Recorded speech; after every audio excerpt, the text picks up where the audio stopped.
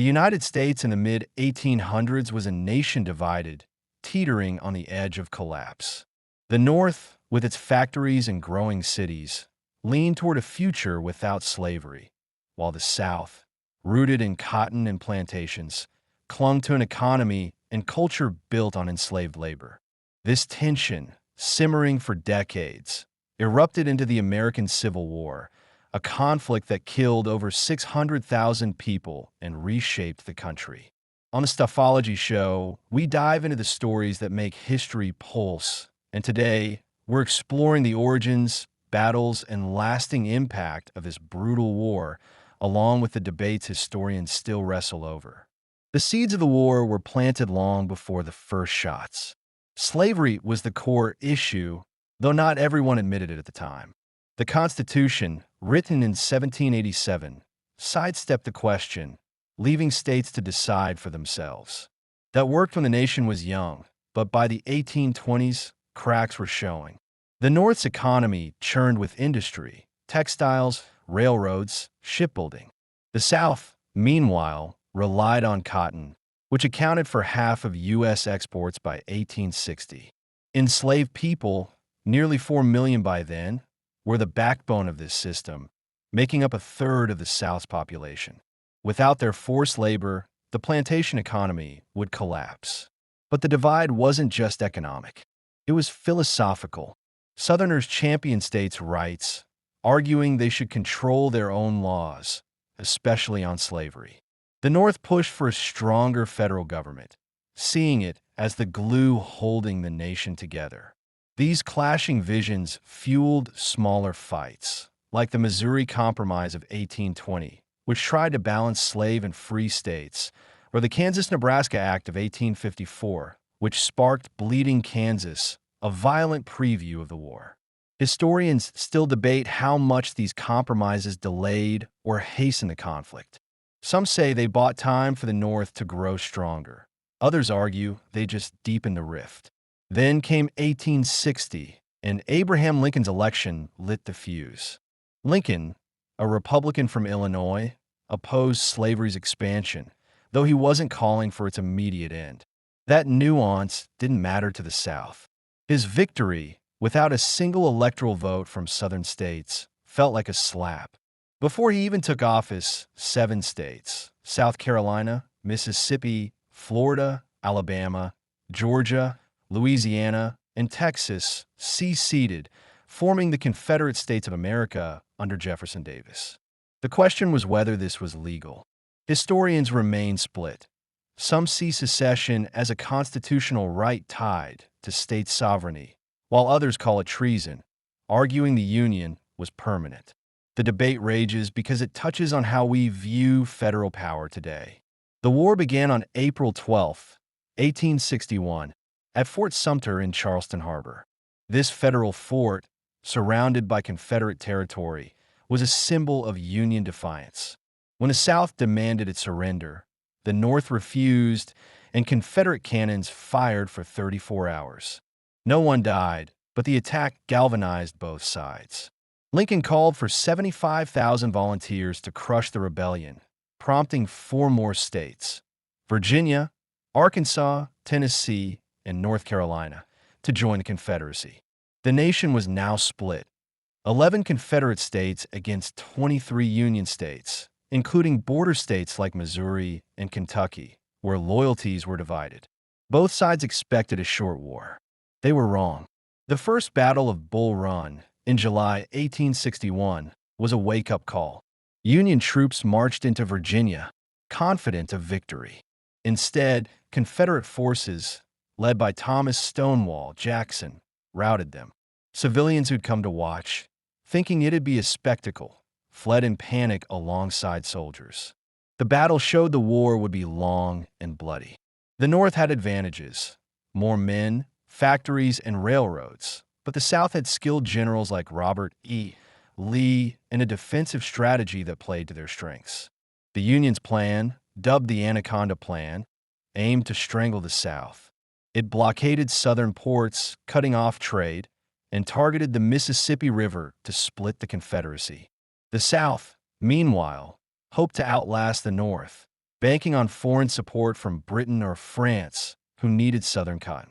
But the war's early years were a slog. Battles like Shiloh in 1862, with 23,000 casualties, showed the staggering human cost. Historians debate whether the South ever had a real shot at foreign intervention. Some argue Britain stayed out because of the Emancipation Proclamation, which we'll get to. Others say economic shifts, Britain finding cotton elsewhere, made the South's hopes a pipe dream. Lincoln faced pressure to redefine the war's purpose. Initially, it was about preserving the Union, but abolitionists and radical Republicans pushed him to target slavery. The turning point came after the Battle of Antietam in September 1862, the bloodiest day in American history, with 22,000 casualties. Lincoln issued the Emancipation Proclamation, declaring enslaved people in Confederate territory free. It didn't free those in Union border states, which frustrates some historians who see it as a half measure. Others argue it was a masterstroke, giving the war a moral cause and keeping Europe neutral. Either way, it changed the war's stakes, making it about human freedom, not just politics. By 1863, the war's momentum shifted. The Battle of Gettysburg, July 1st to 3rd, was pivotal. Lee, emboldened, invaded Pennsylvania, hoping to pressure the North into peace. Union forces, led by George Meade, met him in a small town. 3 days of fighting left 51,000 dead, wounded, or missing. Lee's army limped back to Virginia, his invasion crushed. Historians argue over Lee's decision to attack. Was it a bold gamble that could have won the war, or a reckless mistake that doomed the South? The debate hinges on Lee's legacy, brilliant general or flawed risk-taker. Out west, Ulysses S. Grant was making waves. His victory at Vicksburg on July 4th, 1863, gave the Union control of the Mississippi, slicing the Confederacy in two. Grant's dogged approach, relentless, unsentimental, caught Lincoln's eye. By 1864, Grant led all Union armies, grinding down Lee's forces in brutal campaigns like the Wilderness and Spotsylvania. These battles, with tens of thousands of casualties, raise another controversy. Was Grant a genius who won through sheer will, or a butcher who threw lives away? Historians lean both ways, citing his high casualty rates against his strategic victories. The war wasn't just about soldiers. It transformed society. Women ran farms, worked as nurses, or even spied, like Rosa O'Neill Greenough for the Confederacy. The telegraph sped up communication, while railroads moved armies faster than ever.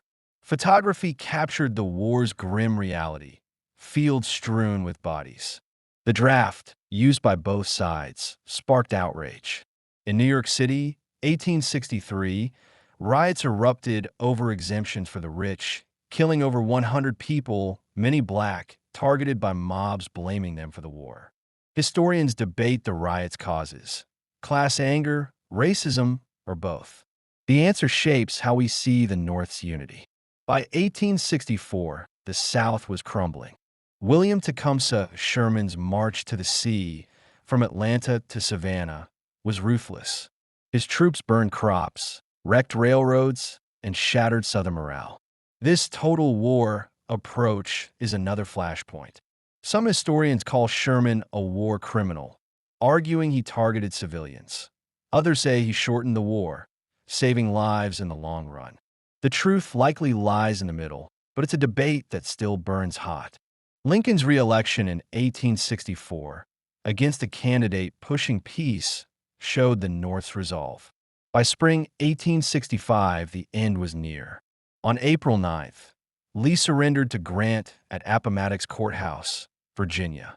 The terms were generous. Confederate soldiers went home, keeping their horses. Other Southern armies followed, and the war ended with 620,000 dead, more than any other U.S. conflict.